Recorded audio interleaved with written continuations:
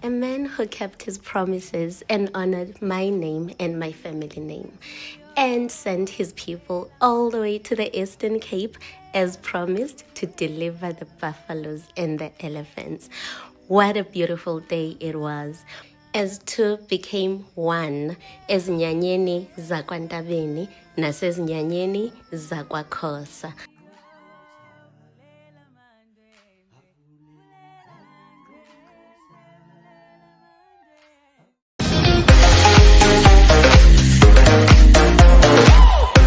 Everyone, welcome back to Sunny Live Show, and thank you so much, guys, for tuning in. Well, guys, I'm back again with the Mzansi reality TV show. I'm back again with the Mzansi celebrity stories, and I'm trying to kuluma ngekhaphuli ke laphana ke we married at first sight uNelisa kanye ke noSibari wethu ke uNelisa Chaweni kanye ke noSibari ke uThemba wakaKhosa. Ngizokhumbula guys ukuthi ke bashada ngithi because it's married at first sight, so bashada and ke kwakuzoba ukuthi ke if relationship iyasebenza then bese ke kuyaqhubeka ke nama process wonke lawo ke ukuthi kuyalotsholwa kwenziwani. So uNelisa ke guys upostile ke washo ukuthi ke ayike umkhwenyana ke uzile Eastern Cape wazokhokha ke amahadi. Mangabe ufunda ke ithi ke a beautiful day with family, culture and love.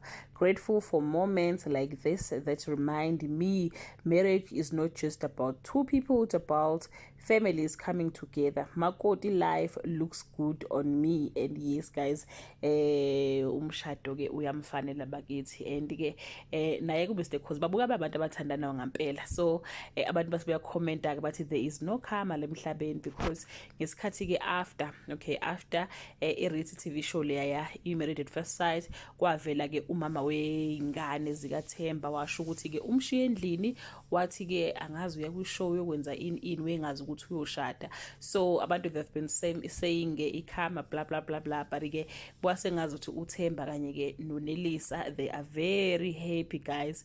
It just unfortunately ke for umama weingane ukuthi ke i-relationship yakhe nomuntu wakhe ayibange isasebenza, but ke abanye bathi ke congratulations to Nelisa, Married at First Sight definitely got this one right. Wathi omunye waze wayonwabisa i-country uThemba, siyabulela Nelisa for representing us well. Makube chus Hlubikazi wathi thank you so much. How can he not honor you? I've never seen a humble lady like you. So guys, yeah, bakithi congratulations to them. We are hoping we're still gonna see eminye ke imshado ke eyavela khona lapha yana.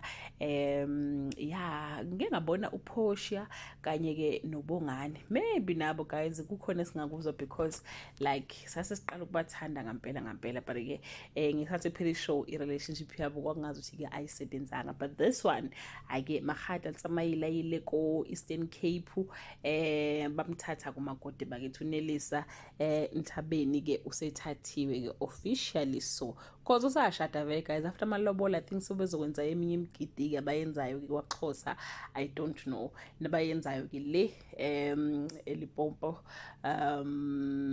amaTsonga bazokwenza yabo imigidi ke, but for now kulotsholiwe kushadiwe yazini. That bring us to the end of this video. Leave your comment below and share your opinion. Bye.